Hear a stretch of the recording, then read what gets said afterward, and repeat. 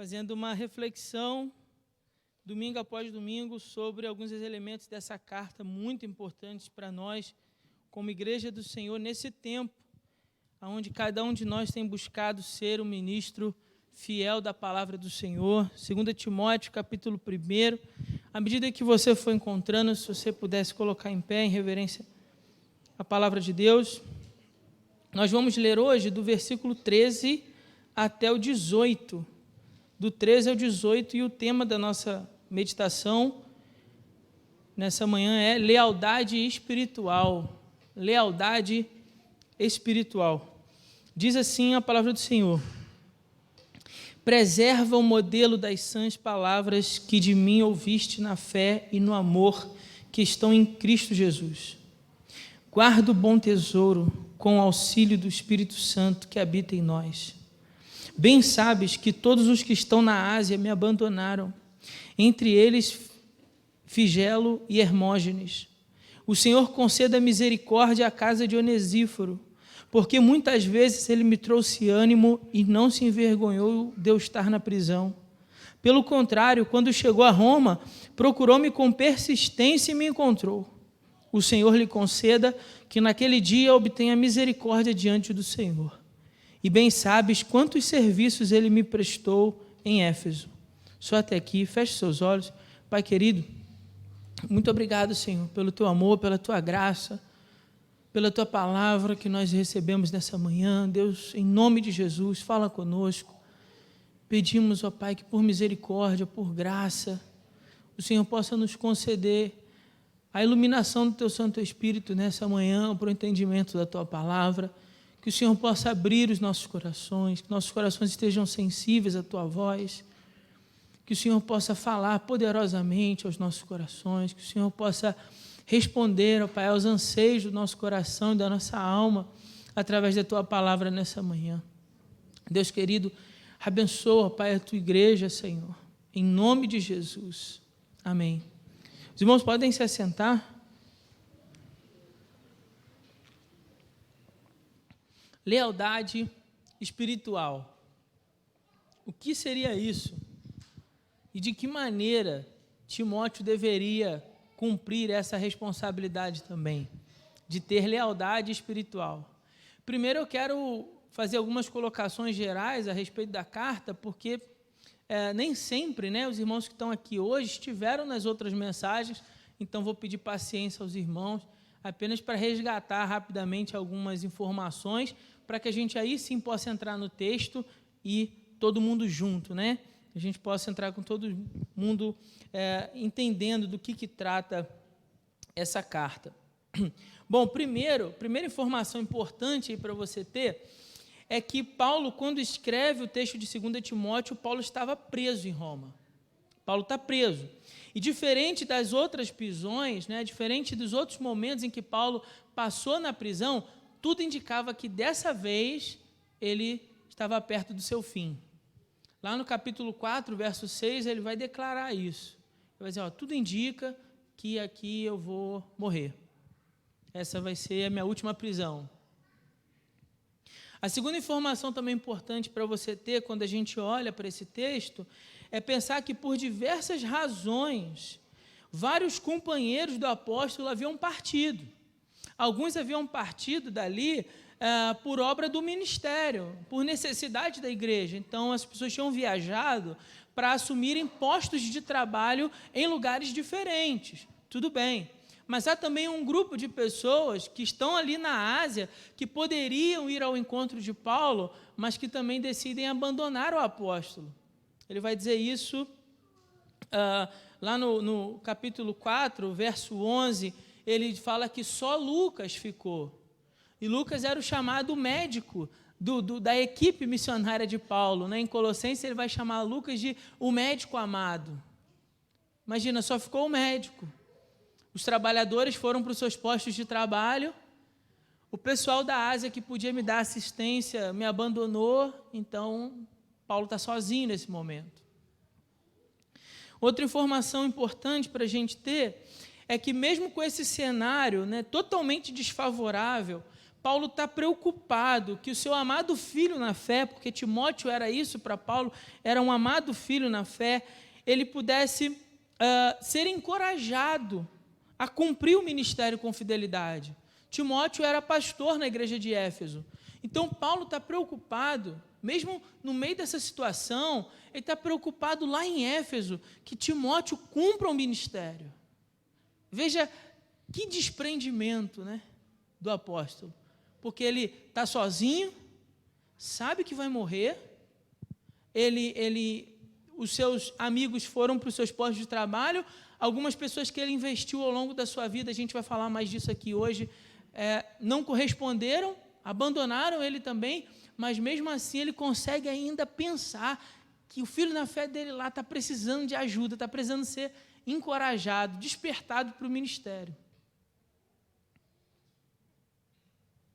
Outra informação importante é pensarmos que a carta possui 4 grandes incumbências, 4 grandes responsabilidades gerais.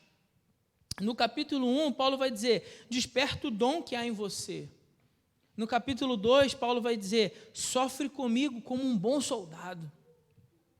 No capítulo 3, Paulo vai dizer, permanece naquilo que você aprendeu. E no capítulo 4, a incumbência é pregue a palavra. Pregue a palavra.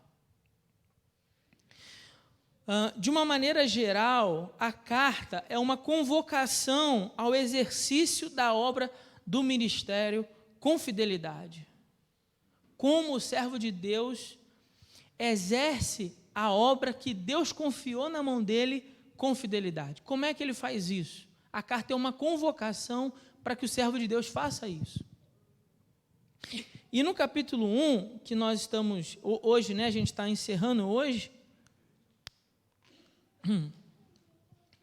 nós percebemos 3 elementos essenciais para isso. Lá, há 2 domingos atrás, a gente falou sobre o entusiasmo revestido de poder, né, que o servo de Deus precisa ter. Precisamos ter esse entusiasmo revestido de poder para despertar o dom e realmente agir em prol da igreja. Depois a gente falou sobre o sofrimento honrado. A gente falou aqui sobre o quanto é importante que o servo de Deus, ele compreenda que a caminhada cristã, ela passa por dor e sofrimento, sim. Que a dor e o sofrimento é uma realidade na vida cristã. Só que o servo de Deus, ele entende que ele passa por esse sofrimento e Deus o capacita para que ele consiga transpor esse sofrimento, transpor essas barreiras. Então, outro elemento essencial que Paulo vai mencionar para Timóteo, né, nesse primeiro capítulo ainda.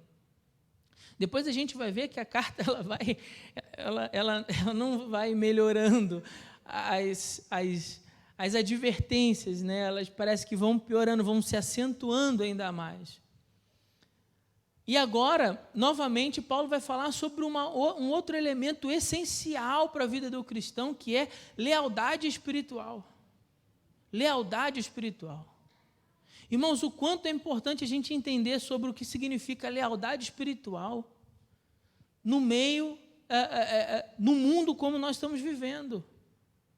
Onde a deslealdade é o natural para as pessoas. A vida desleal a tudo. Às instituições, a Deus, à família, aos princípios, aos valores. No mundo onde a deslealdade impera, falar sobre lealdade é realmente remar na contramão. É remar na contramão. Mas Paulo está dizendo a Timóteo o seguinte, ó, Timóteo, para você cumprir o seu chamado com fidelidade, é necessário que você tenha lealdade espiritual, Timóteo. Lealdade a quem? Lealdade a quê, pastor? Primeiro, lealdade à palavra de Deus. Lealdade à palavra, a gente vai ver isso aqui no texto. E depois, Paulo vai falar sobre a lealdade, indiretamente, mas a lealdade para aqueles que servem a Deus conosco.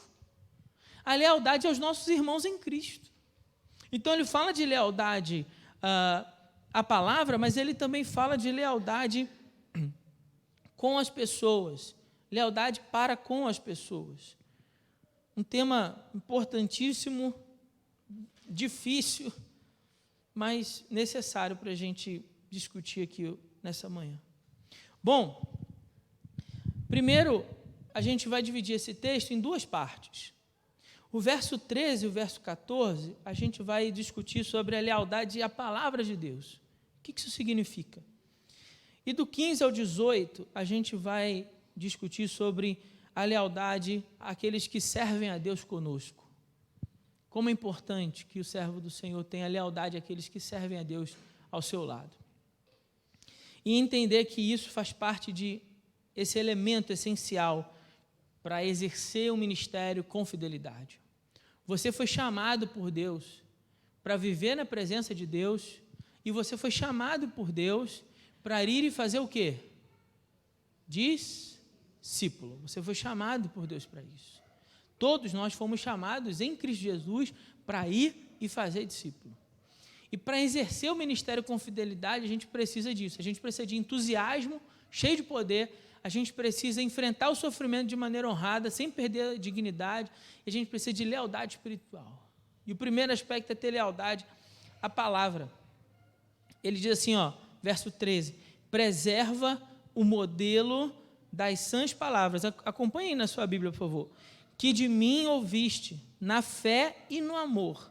Preserva o modelo das sãs palavras, que de mim você ouviu, na fé e no amor, que estão em Cristo. Você vai preservar esse modelo que você recebeu de mim, mas faça isso na fé e no amor em Cristo.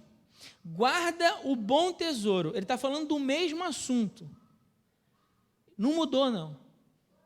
Ele está chamando o bom tesouro desse conjunto de sãs palavras, de sã doutrina que Timóteo havia recebido. Ele está dizendo, isso é um tesouro, Timóteo. Entenda, isso é valioso.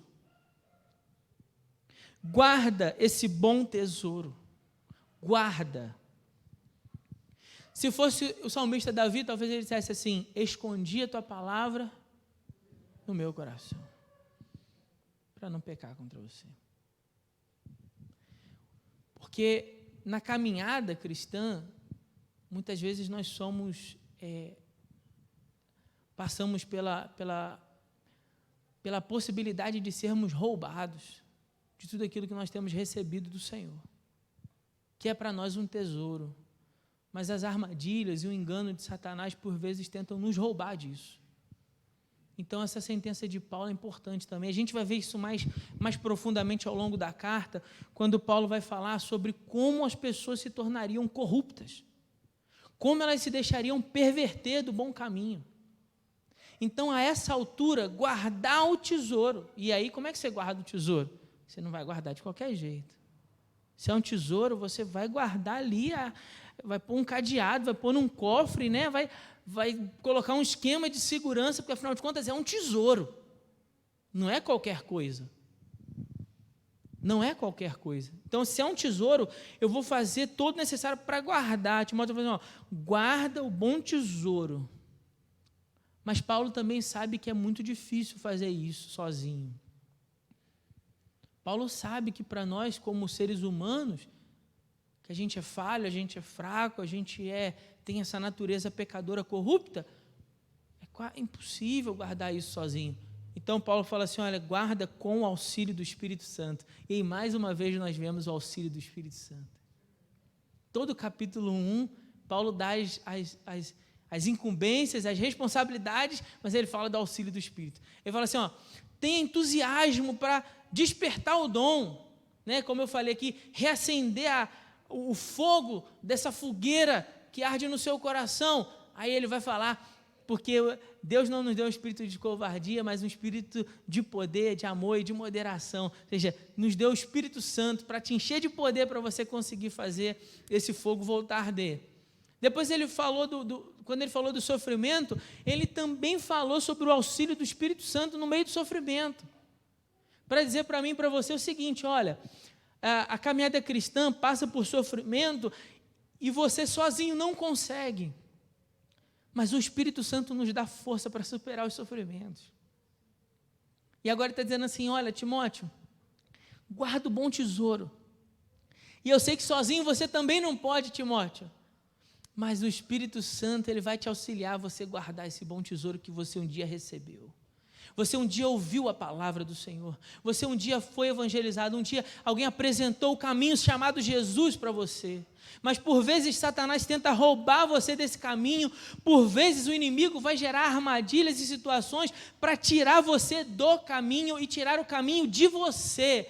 Mas o Espírito Santo é esse auxiliador poderoso, plenamente capaz para nos fazer guardar o bom tesouro, para não deixar que o tempo tire o caminho de nós, a palavra de nós, o evangelho de nós, para não deixar que as mentiras, os enganos dos falsos mestres e das falsas doutrinas, porque aqui ele está falando da sã doutrina, mas existe uma doutrina doente, uma doutrina que não é sã, que não é saudável, nem lúcida, mas é fábula. Paulo vai chamar de fábula, de conto inventado, por aí afora, para tentar roubar você também desse caminho, mas com o auxílio do Espírito Santo você pode guardar o bom tesouro.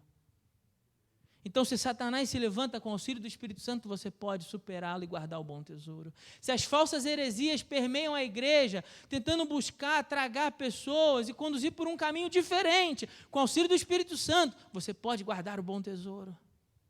No meio das dificuldades, dos problemas, do sofrimento, que por vezes a gente fica pensando, poxa, será mesmo que Deus está vendo o que está acontecendo? Será que Deus é um Deus informado? Né? Será que Deus está sabendo do que eu estou passando? Porque, afinal de contas, eu estou enfrentando a maior luta, pastor. Bom, com o auxílio do Espírito Santo, você pode guardar o bom tesouro. Você pode guardar o bom tesouro, ainda que a situação, que a circunstância tente roubar de você o bom tesouro, porque não se iluda, meu irmão e minha irmã, as circunstâncias tentarão roubar de você o bom tesouro. Satanás tentará roubar de você o bom tesouro. Quer justificar isso biblicamente? Vamos justificar isso biblicamente. Em Marcos capítulo 4, falar da parábola do semeador. E você vai lembrar que o primeiro elemento que tenta roubar a semente é quem? Os pássaros. Quando Jesus vai definir para nós quem são os elementos daquela parábola, ele vai dizer que o pássaro é Satanás. O primeiro a vir tentar roubar a boa semente que é lançada sobre os corações é o diabo, desde o Éden. Não é bem assim que ouvistes, né? Não é que vocês vão morrer. Bom, é que no dia que você comer, seus olhos vão se abrir. E a semente caiu. E a semente caiu, a Eva caiu nisso. E Adão também, tá? Só para deixar claro aí aos homens. Então, Satanás também irá roubar o bom tesouro. Falsos mestres, falsos ensinos, heresias no meio da igreja tentarão roubar de você o bom tesouro. Tentarão roubar de você o bom tesouro. Circunstâncias, o diabo, falsos mestres. Bom, mas com o auxílio do Espírito Santo, você pode guardar o bom tesouro. Com o auxílio do Espírito Santo, você pode se manter no caminho e na verdade que um dia você ouviu e aprendeu. Paulo vai falar desse depósito, ele vai chamar, né? Cabia a Timóteo essa responsabilidade agora de guardar esse bom tesouro, de praticar esse bom tesouro, e no início do capítulo 2, no verso 2, ele vai falar sobre a responsabilidade de transmitir. Então, veja só, eu guardo o que recebi, guardei o que recebi, vou praticando no caminho, e no caminho eu vou transmitir a alguém esse bom tesouro também. Por isso, Paulo vai fazer essa afirmação como um depósito. E guarde isso, porque vai fazer diferença quando a gente chegar na segunda parte aqui do entendimento do texto. Porque, veja, se é um depósito, é como se eu fizesse um investimento na vida de alguém. Você percebe isso? É um tesouro, eu vou investir esse tesouro na sua vida. Então, você recebeu esse tesouro, ele foi investido a você, você vai conduzir a sua vida com esse tesouro, vai guardar esse tesouro e você vai também ter responsabilidade, agora de posse desse tesouro, a transmitir, a fazer esse investimento na vida de outras pessoas também. Aí ele vai dizer, essa é uma responsabilidade espiritual, de que você repassa esse conjunto de verdades espirituais que você recebeu. Vamos ler o verso 2? Verso 2 do capítulo 2. Olha o que diz. Diz assim, ó, o que ouviste de mim, então, imagina aqui, Timóteo, né? Timóteo, você ouviu de mim quem? Paulo. Então, você ouviu de mim diante de muitas testemunhas. Transmite, ou seja, passa adiante, ensina a homens fiéis e aptos para também ensinarem o quê? A outros. Então, olha só, como é que acontece esse investimento no reino de Deus. Guarde isso. Como acontece esse investimento, esse depósito do bom tesouro no reino de Deus. Vamos imaginar que aqui está o Timóteo, certo? Paulo aqui. Então, Paulo ofereceu esse depósito na vida de Timóteo, investiu em Timóteo, certo? Timóteo agora tem a responsabilidade de quê? De guardar, de viver, obviamente, né? De praticar aquilo que ele recebeu, esse conjunto de sã doutrina, e transmitir. Transmitir a quem? Ele vai caminhar e ele vai transmitir a homens fiéis e aptos com um propósito. Então, não é um investimento qualquer para acabar aqui, não. Ele vai transmitir esse investimento na vida desses homens com o propósito de que esses homens o quê? Passem para a próxima geração. Eles estejam aptos a quê? A ensinarem a outros. Então, veja como acontece a dinâmica no reino de Deus. Nós guardamos um bom tesouro que um dia alguém investiu na sua vida. Um dia alguém investiu na sua vida, sim ou não? Sim? Alguém falou de Jesus a você, discipulou você, ensinou você, por isso que você está aqui hoje. Você está aqui porque alguém fez esse investimento do bom tesouro na sua vida. Agora a dinâmica é, você deve guardar com o auxílio do Espírito, você deve viver com o auxílio do Espírito e você deve transmitir com o auxílio do Espírito a outras pessoas esse bom tesouro. Então, ele deve ser conservado para, no tempo certo, ser investido para outras pessoas. Timóteo deveria se manter leal a esse conjunto de doutrinas, por isso ele fala modelo das sãs palavras, né? Nós hoje diríamos esse conjunto de doutrina. Não estou falando aqui de liturgia de igreja, estou falando de doutrina. Estou falando do que nós entendemos à luz da palavra de Deus como verdade, ok? À luz da palavra de Deus. Esse conjunto de doutrinas, ele deve manter, deve ser leal a esse conjunto de doutrina que a igreja primitiva tinha, uma vez que nesse tempo, a igreja estava sendo atacada por muitos falsos mestres, por falsos ensinos. Paulo vai falar mais disso no capítulo 4, verso 3 e 4. Vamos ler juntos? Vamos ler juntos. Capítulo 4, verso 3 e 4. Como eu estou mencionando isso toda hora, é bom que você leia para você poder se situar aí na Bíblia. 2 Timóteo 4, 3 e 4. Por que Paulo está falando isso lá no capítulo 1? Tá certo? A gente precisa lembrar que a carta é uma só, ok? A carta é uma só. Por que Paulo está falando isso lá no início da carta? Mais à frente na carta ele vai dizer, verso 3, porque chegará o tempo em que não suportarão o quê? A sã doutrina. Não vão suportar. Por que isso, Paulo? Mas desejando muito ouvir coisas agradáveis, ajuntarão para si mestres segundo quem? Segundo a vontade de Deus? Segundo a palavra de Deus, e darei pastores que apacentem o rebanho de Deus, segundo o meu coração, diz a palavra lá no profeta Jeremias. É isso que a gente está vendo aqui? Não. Ele está dizendo de um tempo onde não ia ser isso a referência da igreja. A referência da igreja seria, bom, vamos ajuntar para nós mestres que digam aquilo que a gente se agrada, aquilo que massageia o ego, aquilo que a gente gosta de ouvir. Verso 4. 4, verso 4. E não só desviarão os ouvidos da verdade, mas se voltarão para o quê? Para as fábulas. Você lembra quando você era criança? Deixa eu contar um exemplo aqui rapidinho. De manhã é difícil, que eu não tenho muito tempo, eu sempre tenho que encurtar. Mas eu vou contar aqui uma historinha rapidinho. Ontem eu fui contar uma historinha para o Benjamin na hora de dormir. E eu estava falando com a Vanessa que eu fiquei surpreso. Por quê? Porque eu fui contar para ele a historinha de João e o pé de feijão. Mas ele já sabia do João e o pé de feijão. Ele já sabia da fábula. Falei, perdeu a graça, porque eu estou crente que ia contar uma novidade ali para o meu filho, né?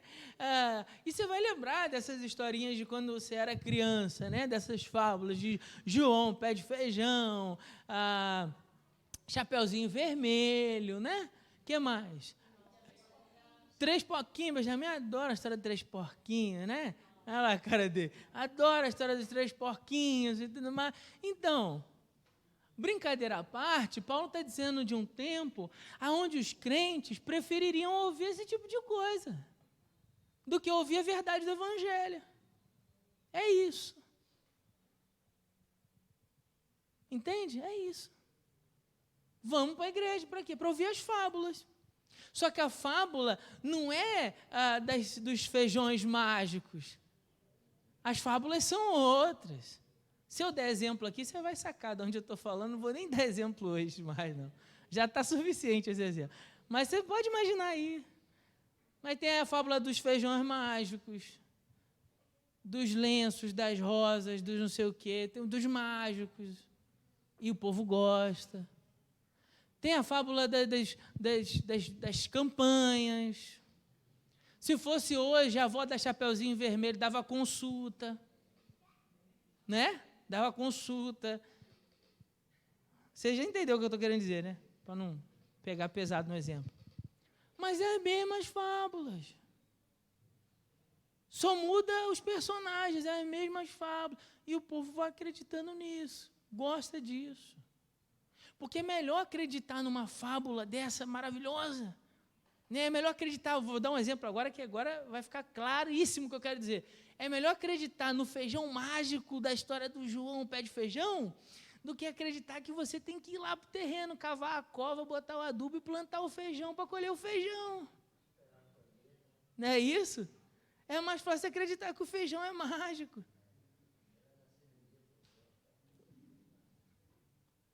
Não tem o que dizer, irmão. Preserva o modelo da sã doutrina. Igreja de Jesus. Preserva o modelo da sã doutrina. Para de buscar atalho. Como eu disse aqui no outro domingo, para de buscar um caminho mais fácil. Quando ouvir esse negócio, sai fora. Vai para a Bíblia, vai para o Evangelho. O que é que o Evangelho diz acerca desse assunto? O que é que as Escrituras dizem acerca desse assunto? Sabe? Senão a gente fica acreditando em qualquer falastrão, em qualquer mentiroso que aparece por aí, se fazendo de adivinhador. Para adivinhar o CPF, o não sei o quê, o não sei o quê. Eu estou pregando para a primeira igreja batista em Congonhas. Se você não quiser, quem estiver ouvindo isso aqui, quiser. Beleza, não quiser acreditar, ok. Tá certo? Mas vai para a palavra. Eu tenho uma responsabilidade de ensinar vocês que são minhas ovelhas. Vai para a palavra. O que a Bíblia diz acerca desse assunto? Cristo está sendo glorificado como? Por meio disso. Se não, isso não é sã doutrina. Não é Bíblia. Sai fora disso. Mas é chocante, né? Eu vou falar isso aqui domingo, agora de noite. Quando acontece um milagre, para nós é sempre chocante. Assim, como é que foi que aconteceu e tal. A gente tem que se preocupar quem fez o milagre? Essa é a pergunta. Quem é que fez esse negócio? Então, preserva o modelo da sã doutrina.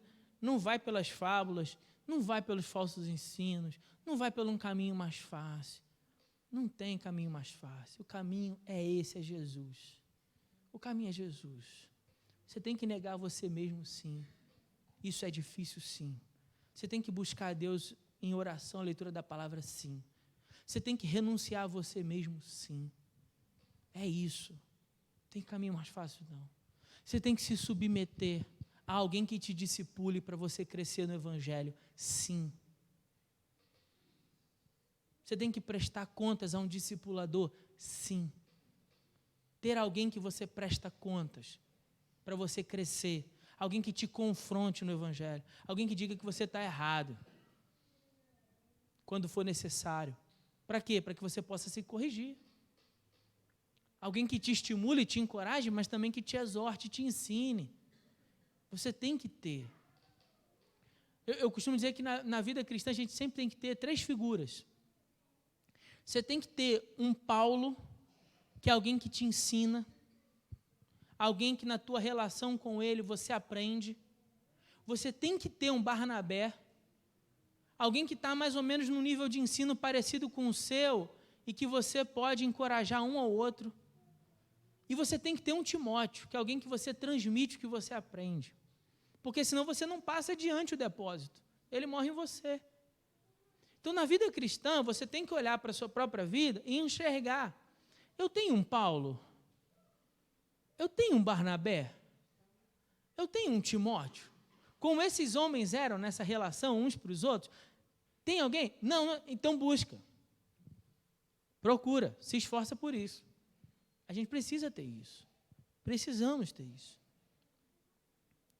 Hoje também é preciso se apegar a essa orientação do apóstolo Paulo, que, como eu disse, de muitos lados, em muitos lugares, a igreja tem sido atacada por falsos ensinos. E, infelizmente, muitos irmãos despreparados acabam sucumbindo a essas armadilhas. Então, por que a igreja acaba sucumbindo a essa tentação? É simples. Porque se eu não me esforço, por exemplo, os irmãos estão aqui, não precisavam ouvir isso. Sabe por quê? Você está aqui hoje porque você veio para a escola bíblica. Você veio para aprender. Você foi lá, acordou mais cedo, hoje se esforçou para estar aqui, para você sentar e aprender. Louvado seja Deus pela sua vida por causa disso. Agora, há muitos no nosso meio que não querem sentar para aprender. E aí o conhecimento que eles têm do Evangelho vai sendo um conhecimento muito raso. Aí o que acontece? Se tornam vítimas disso. Ficam vulneráveis a isso. Por quê? Porque se eu não conheço a verdade, como é que eu vou me proteger da mentira? Se eu não conheço a verdade do Evangelho, eu vou ficar vendo todo mundo que tem aí pela internet, na internet deu voz a uma porção de gente. Se eu não conheço a doutrina e tenho firmeza nisso, para estar firme, eu escuto um negócio desse e vou. Porque a partir do momento que alguém fale alguma coisa que vira uma chavezinha no meu ouvido e que eu me agradei, que aquilo massageou o ego, né? Talvez trouxe ali um conforto para o coração, pronto, acabou. Perdemos um irmão em Cristo. Agora, por que perdemos um irmão em Cristo? Porque ele não estava ali, fundamentado para guardar o bom tesouro. Na verdade, ele nem sabia que tinha um tesouro. Então fica difícil. Você precisa querer aprender. Você precisa querer buscar. Sabe? É como se eu dissesse assim, olha, você quer passar na prova. E aí você dissesse, quero muito passar na prova. Você tem que querer estudar com a mesma força, com a mesma intensidade. Se você não desejar o processo e o aprendizado com a mesma intensidade, você nunca vai passar na prova da vida cristã. Entende? A prova da vida cristã exige de nós esforço e dedicação. Exige de nós que você sente o bumbum na cadeira, abra o livro e estude. Ah, dá sono, pastor. Você acha que em mim não dá sono, não? Dá sono também. Deixa eu te contar um segredo, eu também tenho sono. Aí, já teve de eu pegar assim a Bíblia para ler, e aí quando eu vou sentar na mesa assim, já teve uma vez que aconteceu isso. Aí Vanessa estava na sala, aí começou a passar um filme que eu estava doido para assistir. Sabe quando você está esperando a oportunidade de passar aquele filme que você quer muito ver? Aí, começa na televisão lá, nossa Deus. Irmão, nem sempre eu venço, mas nesse dia, glória a Deus, eu venci. Eu peguei a Bíblia e fui para o quarto, para nem ouvir o barulho da televisão. Porque senão eu não ia ler. É simples, senão eu também não ia ler. Entende? Então é luta mesmo, guardar o bom tesouro é difícil mesmo. Não tem outro caminho. É você sentar e estudar. Você quer ter uma vida mais cheia do conhecimento de Deus? Estuda a palavra. Quer ter uma vida mais das riquezas insondáveis da palavra de Deus, dos tesouros? Sabe por que às vezes você chega na igreja explicar uma coisa muito simples, para você entender. Sabe por quê? Que quando você chega na igreja, alguns dos seus irmãos abrem o tesouro e tiram toda sorte de tesouro. Alguns já estão... Quem costuma ler a Bíblia já sacou até a passagem que eu estou falando. Mas tira toda sorte de coisa nova. É porque esse irmão estuda mais a Bíblia. Não é porque ele seja mais espiritual. Não é porque a internet dele com Deus, o Wi-Fi dele com Deus é 5G e o seu é 1,5, né? Não é por causa que ele tem uma internet com Deus melhor, não. É porque ele passa mais tempo lendo. É isso aí. É simples assim. Não é que a gente gosta de pensar nisso, né? Que de alguma forma aquele irmão ali é um oráculo de Deus, assim. Ele abre a Bíblia e então todas as palavras de Deus aqui, vocês não estão vendo não, mas tem um Wi-Fi aqui, banda larga, né? E eu estou falando, não se ilude com isso não, irmão. É tempo na cadeira, sentado, estudando e lendo. E uma vez, outra vez.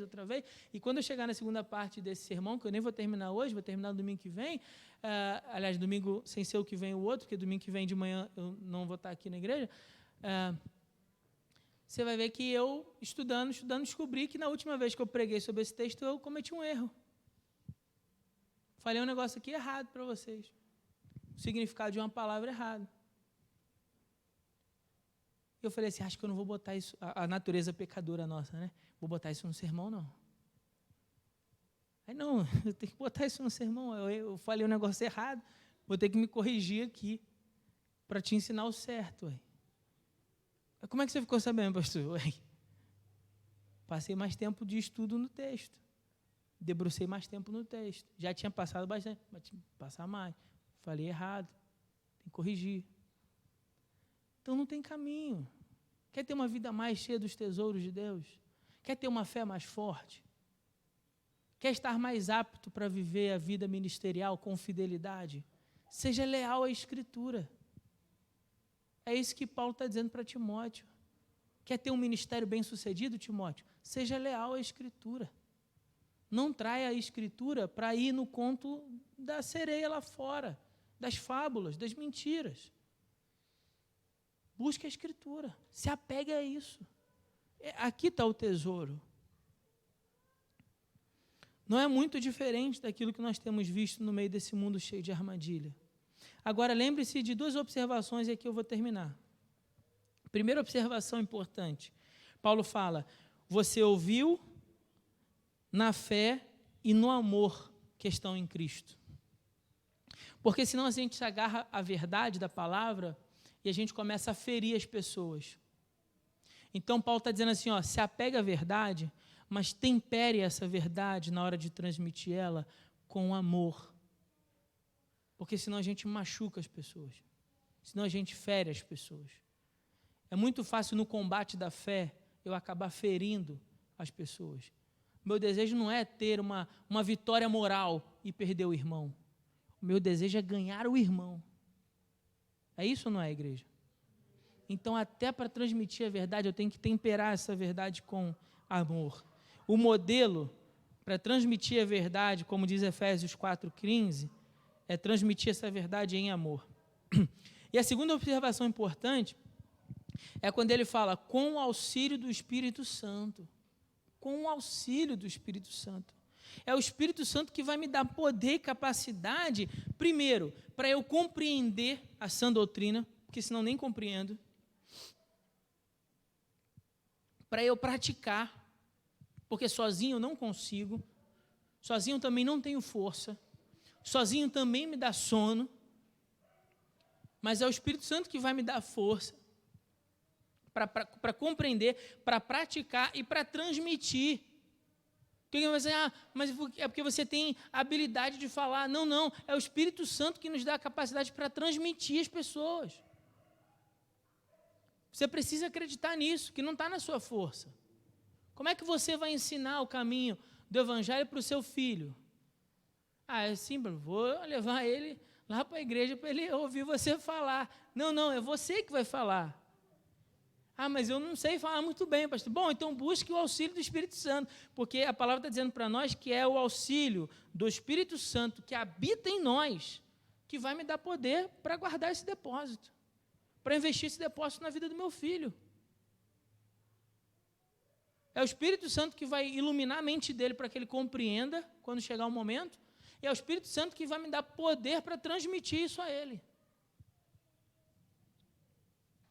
A verdade do Evangelho de Cristo aos outros. Sem esse auxílio, jamais conseguiríamos enxergar, permanecer e transmitir essa verdade a outros. Sem o auxílio do Espírito Santo, jamais conseguiríamos enxergar, permanecer, porque enxergar uma coisa, permanecer a outra, dá para entender a diferença? Simples, né? Eu posso enxergar a verdade, mas isso não significa que eu vou permanecer nessa verdade. Agora, com o auxílio do Espírito Santo, eu consigo enxergar e permanecer, e ainda transmitir essa verdade a outras pessoas. Bom, eu estava prevendo que a gente pudesse falar hoje de lealdade à palavra e lealdade aos servos do Senhor, mas eu vou encerrar o sermão por aqui, e na próxima oportunidade eu dou continuidade.